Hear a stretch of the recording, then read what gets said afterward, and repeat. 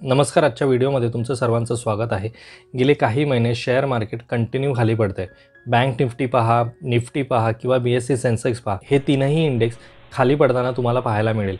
म्हणजे सप्टेंबरपासून जे मार्केट पडायला सुरुवात झाली ती आत्तापर्यंत मार्केट पडतंयच आहे. मध्ये काही वेळा असं होतं की मार्केट सावरण्याचा प्रयत्न करते, पण नेक्स्ट डे पुन्हा मार्केट खाली पडते आणि ते सावरतच नाही आहे. गेले काही महिने झालं मार्केट हे कंटिन्यू खाली पडतं आहे आणि याच गोष्टीचा परिणाम आपल्या म्युच्युअल फंड इन्व्हेस्टमेंटवरती होतो आहे.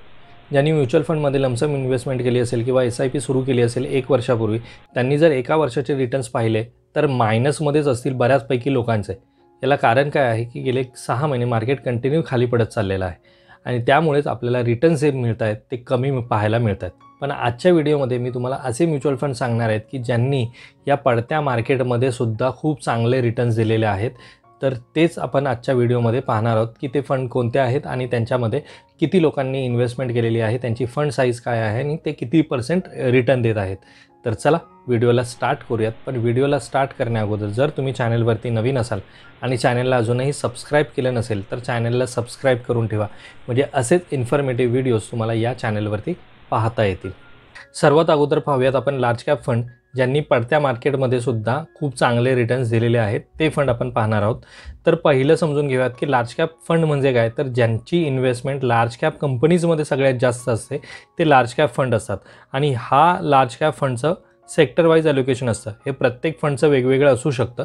मी इथे एक एक्झाम्पल घेतलं आहे. त्याच्यामध्ये बँकमध्ये 23% इन्व्हेस्टमेंट आहे, IT मध्ये 9% इन्व्हेस्टमेंट, ऑटोमोबाईलमध्ये 8% इन्व्हेस्टमेंट, अशा वेगवेगळ्या सेक्टर्समध्ये इन्व्हेस्टमेंट केलेली आहे.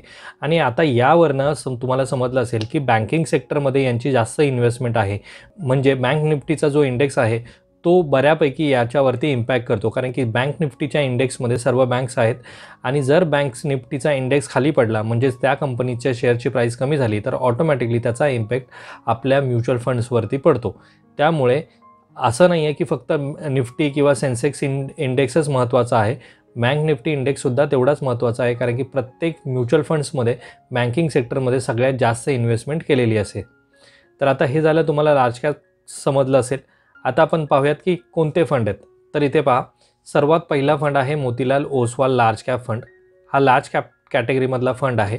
लॉन्च डेट आहे 6 फेब्रुवारी, म्हणजे याच वर्षी लॉन्च झालेला आहे. 1422 करोड याची फंड साईज आहे. एक्सपेन्स रेशो आहे 2.12. 6 महिन्यामध्ये याने 11% रिटर्न दिलेले आहेत. म्हणजे ज्या गेल्या 6 महिन्यामध्ये मार्केट डाऊन होतं आणि त्या डाऊन मार्केटमध्ये सुद्धा याने 11% रिटर्न दिलेले आहेत, जी खूप मोठी गोष्ट आहे.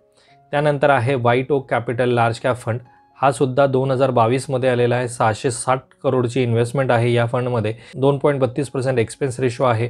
6 महिन्यामध्ये याने 4% रिटर्न दिलेले आहेत आणि एका वर्षामध्ये याने 24% रिटर्न दिलेले आहेत.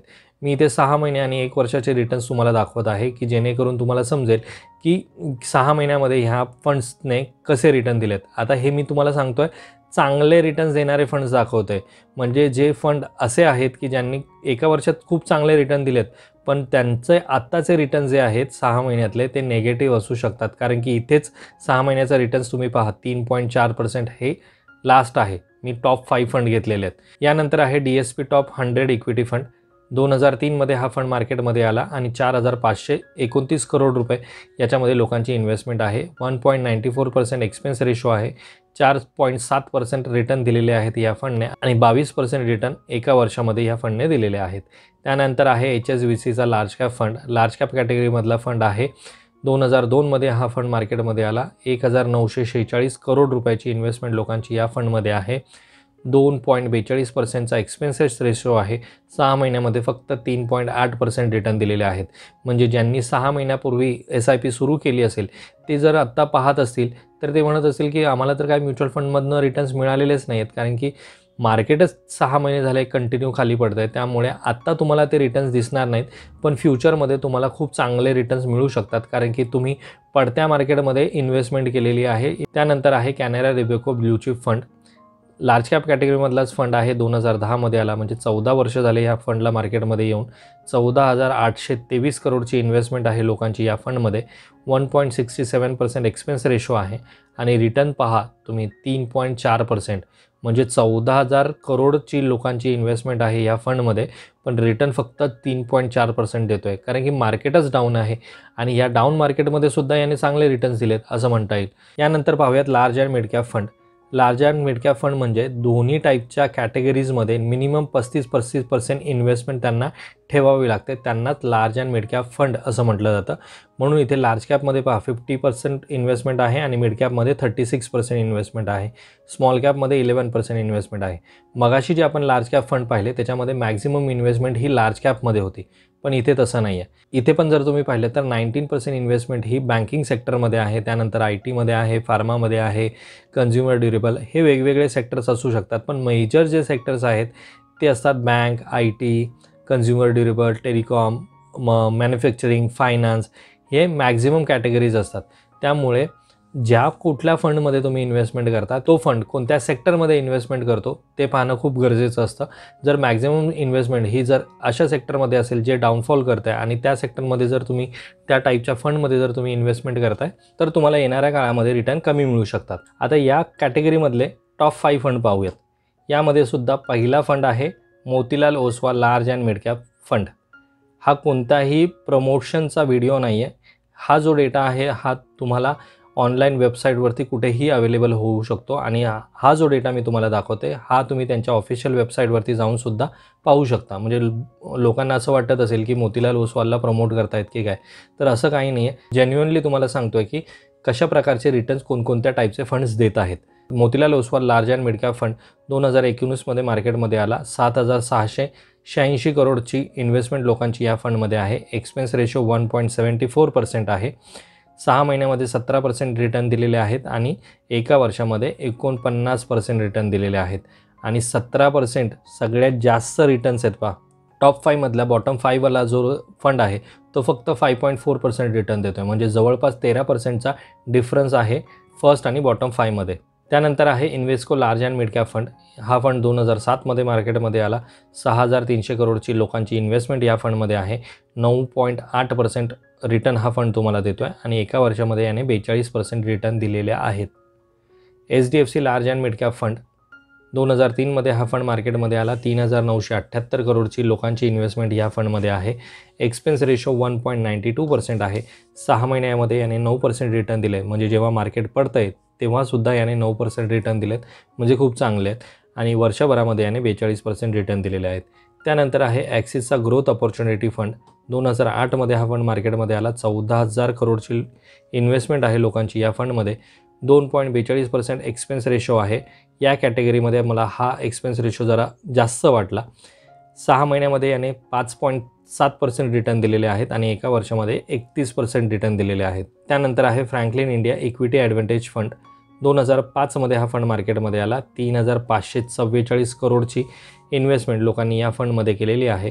2%चा एक्सपेन्स रेशो आहे आणि 5.4% रिटर्न याने 6 महिन्यात दिलेले आहेत आणि वर्षभराचे रिटर्न जर तुम्ही पाहिलेत तर 25% आहे. म्हणजे जर ओव्हरऑल जर पाहिलात तुम्ही तर तुम्हाला असे फंड पाहायला मिळतील या कॅटेगरीमध्ये की जे वर्षभरामध्ये खूप चांगले रिटर्न देतात, पण जर तुम्ही 6 महिन्याचे रिटर्न्स पाहिले तर खूप कमी आहेत. आणि हेच जर मार्केट वर असतं तर हा जो रिटर्न आहे वर्षभराचा तो तुम्हाला खूप जास्त पाहायला मिळाला असता. म्हणजे 54% किंवा 60% रिटर्न्स तुम्हाला या फंड्सने दिले असते जर मार्केट चांगल्या कंडिशनमध्ये असतं तर. यानंतर आपण पाहूयात मिड कॅप कॅटेगरीमधले फंड.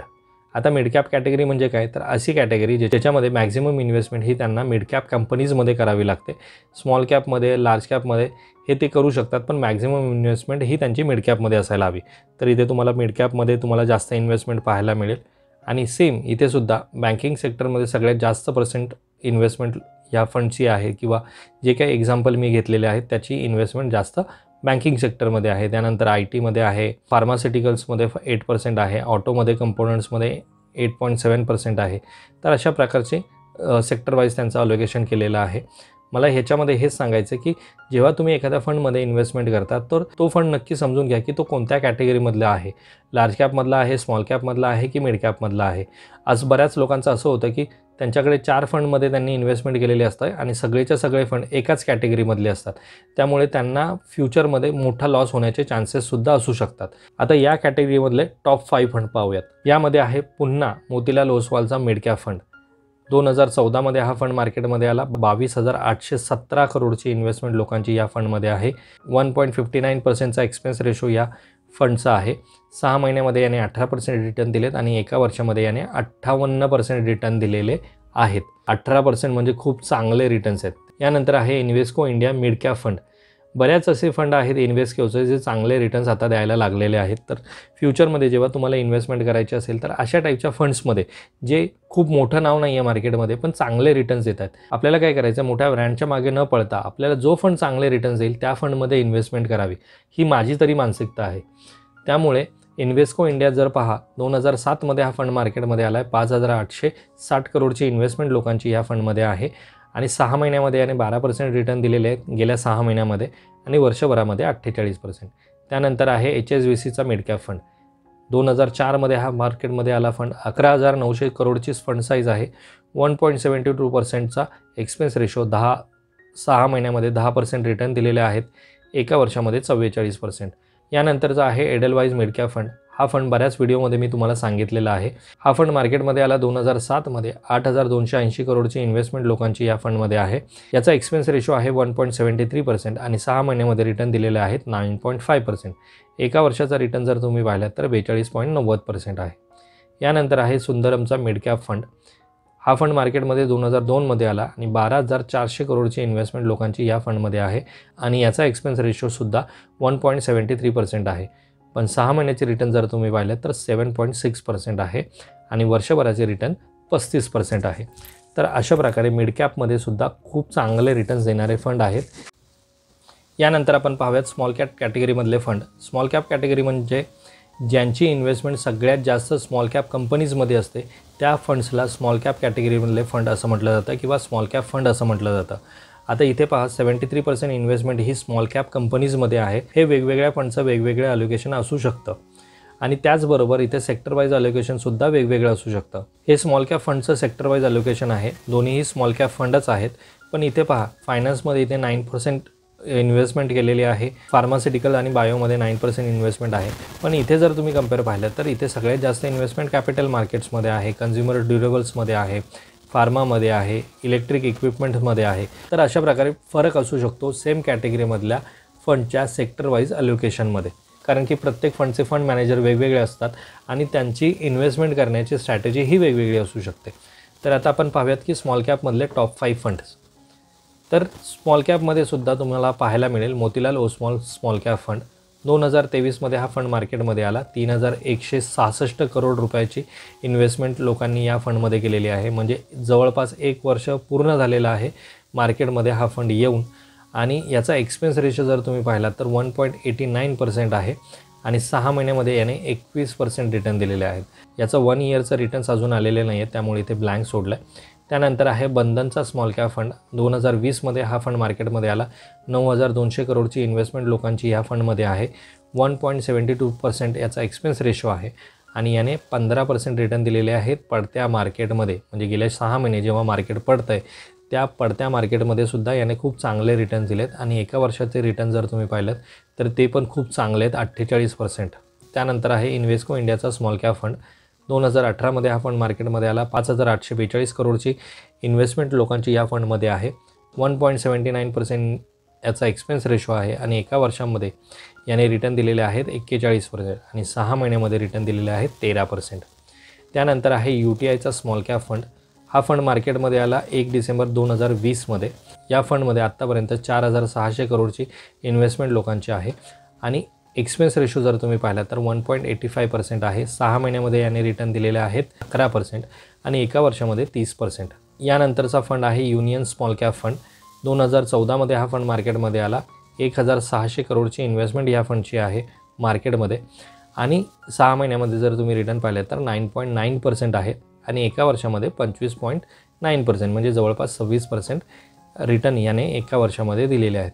तर असे हे जे फंड आहेत ज्यांनी पडत्या मार्केटमध्ये सुद्धा खूप चांगले रिटर्न्स दिलेले आहेत ते फंड मी आजच्या व्हिडिओमध्ये तुम्हाला दाखवले आहेत. आणि या अगोदरच्या व्हिडिओमध्ये मी असे फंड दाखवले ज्यांनी मार्केटमध्ये गेल्या वर्षभरामध्ये निगेटिव्ह रिटर्न दिलेले आहेत, ते फंड दाखवले आहेत। तो व्हिडिओ जर तुम्ही पाहिला नसेल तर नक्की पहा, म्हणजे तुम्हाला समजेल की कोणते असे फंड आहेत की ज्यांनी निगेटिव्ह रिटर्न्स दिलेले आहेत। आजच्या व्हिडिओमध्ये मी तुम्हाला लार्ज अँड मिड कॅप आणि स्मॉल कॅप कॅटेगरीमधले टॉप 5 फंड सांगितलेले आहेत ज्यांनी पडत्या मार्केटमध्ये सुद्धा जबरदस्त रिटर्न दिलेले आहेत। तर आजच्या व्हिडिओमध्ये मी तुम्हाला हे सगळे फंड सांगितलेले आहे। या व्हिडिओमध्ये जे फंड्स मी तुम्हाला सांगितले यामध्ये मी कोणत्याही प्रकारचं तुम्हाला रिकमेंडेशन करत नाही की तुम्ही यामध्ये इन्व्हेस्टमेंट करावी, पण जेव्हा केव्हा तुम्ही इन्व्हेस्टमेंट कराल त्यावेळेस तुम्ही अशा प्रकारे वेगवेगळ्या फंडचा डेटा एकत्र जमा करून पहा आणि नंतरच त्यामध्ये इन्व्हेस्टमेंट करण्याचा प्रयत्न करा, कारण की त्याच्यावरच तुम्हाला ॲक्च्युअल पिक्चर समजतं की येणाऱ्या काळामध्ये हे फंड कसे परफॉर्म करतील। आजचा जर व्हिडिओ तुम्हाला आवडला असेल तर व्हिडिओला लाईक करा, चॅनलवरती जर तुम्ही नवीन असाल तर चॅनलला सबस्क्राईब करा। भेटूयात आपण अशाच एका इन्फॉर्मेटिव्ह व्हिडिओमध्ये, तोपर्यंत बाय बाय।